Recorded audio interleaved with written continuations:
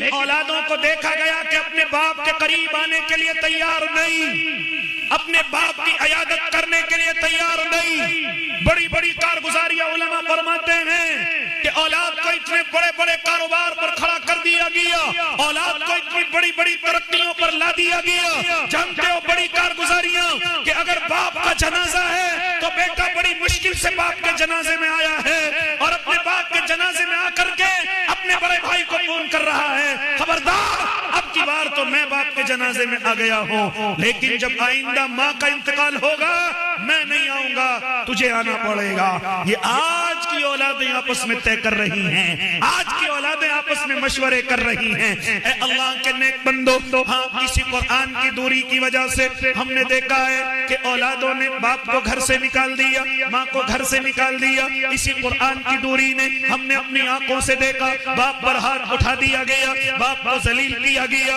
باپ کو رسوا کیا گیا۔ اسی قرآن کی دوری نے ماں کو رسوا کیا، ہاں ماں پر اپنی بیوی کے ذریعے سے ہاتھ دبائی کرائی گئی۔ اے اللہ کے نیک بندو، کہاں تک مثالیں دوں؟ یہاں تک کہ اگر قرآن سے دور ہوئے تو ہاتھ اٹھانا تو بڑی چھوٹی چیز ہے، اب تو مسلمان اپنے ماں اور باپ کا قتل تک کرنے لگے ہیں۔ اے اللہ کے نیک بندو، ہم نے اپنی آنکھوں سے دیکھا ہے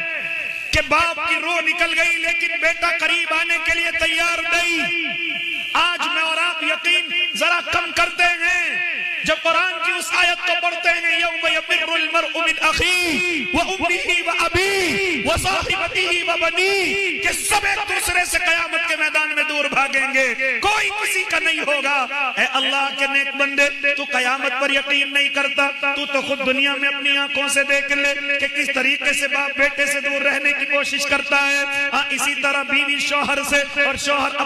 اپنی بیوی سے، اور باپ بیٹیوں سے، بھائی بہنوں سے اسی زمین پر کیسے دوری اختیار کیے ہوئے ہیں۔ قیامت کا کیا حال ہوگا؟ اس لیے اگر میں اور آپ چاہتے ہیں کہ جب اس دنیا سے رخصت ہوں تو میرا بیٹا میرے سرہانے کھڑا ہوا ہو، اگر میں اور آپ چاہتے ہیں کہ اگر میں دنیا سے رخصت ہو جاؤں تو میرا بیٹا